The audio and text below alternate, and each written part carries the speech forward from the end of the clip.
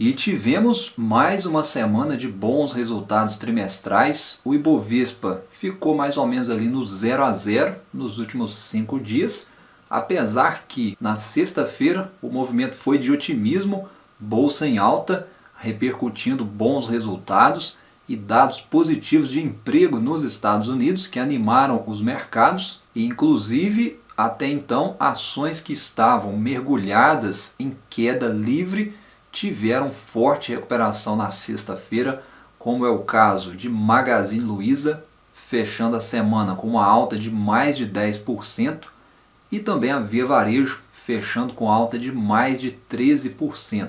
O mercado estava bastante animado ali na sexta-feira, com empresas que estavam bastante desvalorizadas se destacando em termos de cotação, e o investidor volta a se perguntar: será que novembro e dezembro serão meses de retomada da bolsa?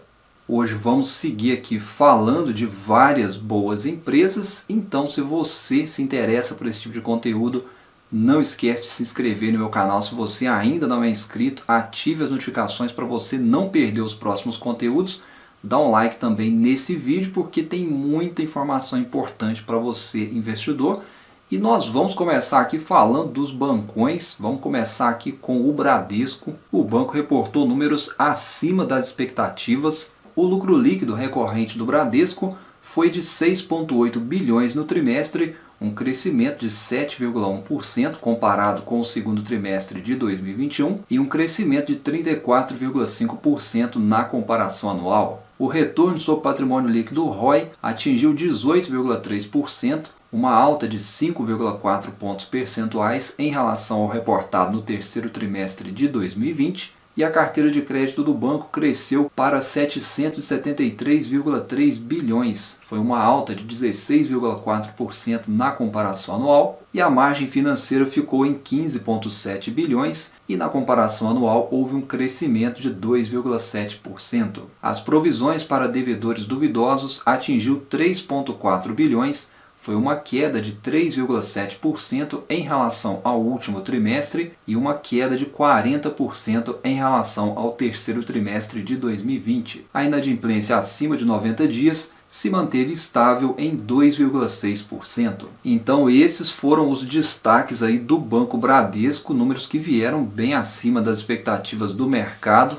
números que vieram aí acima até do Santander e do Itaú. Possivelmente, né? Queria até saber a sua opinião, o que você acha, se você gostou dos números reportados pelo Bradesco. O banco reportou aí um forte crescimento na carteira de pessoas físicas, a linha de seguros do banco evoluiu, e esse é até um ponto importante aqui para a gente observar, porque sinaliza que as seguradoras também devem reportar números bem melhores do que os que foram reportados nos trimestres anteriores, né? Destaque aí principalmente para Sul América e BB Seguridade. E no mais, né, o Bradesco conseguiu aí rentabilizar, evoluiu com os produtos e serviços, cartões de crédito, conta corrente, consórcio e principalmente operações de crédito, que é o que move a curva dos bancões. E o que a gente está vendo acontecer aí nessa temporada de resultados trimestrais, em sua grande maioria, é que as empresas estão divulgando bons resultados e, em contrapartida, as cotações estão em queda.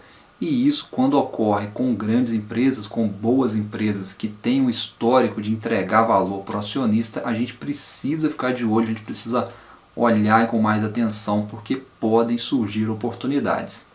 Bom, mas vamos lá. O lucro líquido ajustado reportado pelo Banco Itaú atingiu 6,8 bilhões, foi um aumento de 3,6% em relação ao último trimestre e 34,8% maior que o resultado apresentado no terceiro trimestre de 2020. O retorno sobre patrimônio líquido ROI foi de 19,7%, um aumento tanto no trimestre quanto na comparação anual. A carteira de crédito cresceu 5,9% em relação ao trimestre anterior e atingiu 962,3 bilhões. As provisões para devedores duvidosos tiveram um aumento de 14,3% em relação ao segundo trimestre de 2021, atingindo 5,5 bilhões de reais. A margem financeira cresceu 3,8% em relação ao trimestre anterior e 15,3% em relação ao mesmo trimestre do ano de 2020, chegando em 19,5 bilhões de reais. Então esses aí foram alguns dos destaques do Banco Itaú, números que também vieram um pouco acima das expectativas do mercado. Inclusive eu fiz um vídeo essa semana recentemente, vou até deixar passando no card para vocês acessarem e aqui na descrição, onde eu comentei sobre o Banco Itaú com um racional aí de uma combinação estratégica entre empresas que estão nesse setor para a gente aliar dentro de uma carteira que envolve crescimento e dividendos, com alto poder de valorização e o mais importante, sem abrir mão da segurança da carteira. Então foi um vídeo bem interessante com algumas informações importantes. Eu vou deixar no card aí para vocês acessarem. Bom, e seguindo aqui com as informações, vamos falar agora de JHSF. A empresa reportou mais um trimestre de crescimento. A receita da JHSF reportada no trimestre foi de 516,5 milhões. As vendas mesmas lojas nos shoppings avançaram 36% na comparação com o terceiro trimestre de 2019 e a receita dos restaurantes avançou 37% no período. O segmento de incorporação reportou receita de 331,4 milhões, 14% superior ao reportado no terceiro trimestre de 2020. E o destaque ficou com os segmentos de shoppings e varejo, crescendo 129%, e de hospitalidade e gastronomia, que cresceram suas receitas em 151%. E esses foram então alguns aí dos destaques principais dos números da JHSF, reportando mais um trimestre de crescimento, já esperado aí pelo mercado, até porque a empresa já havia divulgado recentemente as suas prévias operacionais, e a grande expectativa agora é que o segmento de shoppings e gastronomia siga crescendo, uma vez que as restrições já estão diminuindo, as pessoas já estão voltando a circular normalmente, e a grande questão agora daqui para frente é como que vai se comportar o segmento de incorporação da empresa. Nós vamos seguir avaliando e qualquer informação nova a gente traz aqui para vocês. E de volta aqui para o segmento financeiro, vamos falar agora da Cielo. Será que a empresa está se recuperando? A receita líquida reportada pela Cielo apresentou um crescimento anual de 4,4%, atingindo 3 bilhões, os números refletindo a melhora do volume financeiro e o mix de transações que contribuíram para o melhor resultado. O volume total transacionado atingiu 179,7 bilhões, uma melhora de 8,5% na comparação com o mesmo trimestre do ano anterior, e o número de clientes ativos teve uma queda de 11,1% na comparação anual. Os clientes do segmento de varejo, que são o foco da companhia, tiveram um crescimento de 6,9% no mesmo período, e os custos e despesas operacionais totais da companhia tiveram uma queda anual de 3,9%, atingindo 2,6 bilhões. O EBITDA cresceu 44,3% na comparação anual, atingindo 692 milhões, com margem de 23%.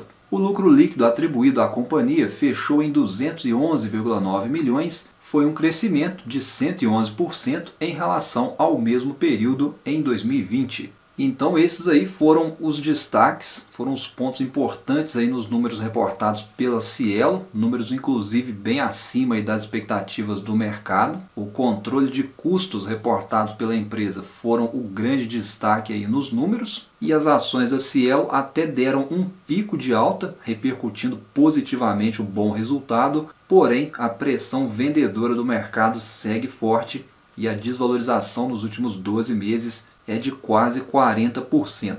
E quem também reportou números sólidos ao mercado no segmento financeiro foi o Banco Pan. A empresa vem crescendo a sua base de clientes, reportou mais de 50 mil clientes por dia. O Banco Pan atingiu a marca de 15,2 milhões de clientes nesse trimestre, e a carteira de crédito encerrou o trimestre com um saldo de 33 bilhões, reportando crescimento tanto no trimestral como também na comparação anual. O Banco Pan reportou que foram originados 2,3 bilhões em novos créditos no trimestre, impulsionado pelas linhas de veículos leves, empréstimo pessoal e FGTS, e o lucro líquido ajustado reportado pelo Banco Pan foi de 191 milhões e o ROI contábil foi de 13,6%. as receitas com prestação de serviços evoluindo, consignado, empréstimo pessoal, seguros, cartões de crédito, financiamentos de veículo, que é uma linha que o banco atua bastante, são linhas de receita importantes aí do banco,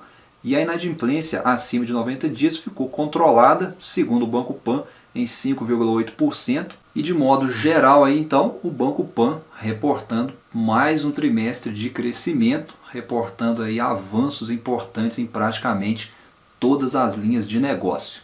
E passando agora para o setor elétrico, Engie Brasil também divulgou seus números nessa semana. A empresa reportou um avanço de 5,6% no ano contra ano de sua receita operacional líquida, registrando 3,4 bilhões no trimestre. A Engie apresentou ainda uma alta do seu EBITDA de 22,1% no ano contra ano, registrando 1,7 bilhão. Além disso, a linha ainda foi impactada por um aumento de suas despesas operacionais, motivadas principalmente devido à maior pressão inflacionária e devido ao seu plano de demissão voluntária, que gerou despesa de 24 milhões no período. O lucro líquido da Engie registrou um aumento de 30,4% na comparação anual, totalizando 639 milhões no trimestre, impulsionado devido à forte equivalência patrimonial da TAG de 152 milhões no período. E vamos agora de Embraer. A empresa divulgou seus números nesta sexta-feira e a Embraer entregou um total de 9 aeronaves comerciais e 21 jatos executivos no trimestre,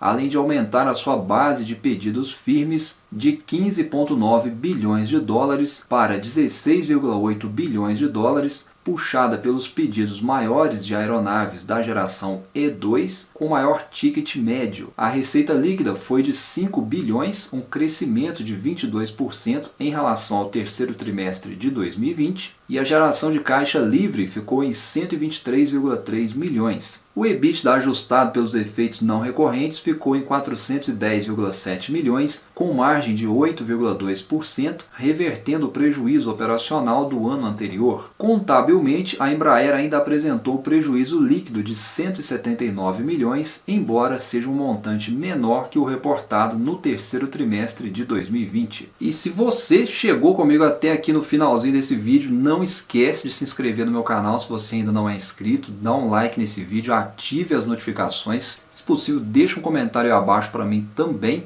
A gente volta em breve com mais um vídeo, com mais um conteúdo aqui no canal, trazendo mais informações importantes para vocês, tá bom? Um abraço a todos, bons investimentos, muito obrigado mais uma vez, a gente se vê num próximo vídeo. Até a próxima!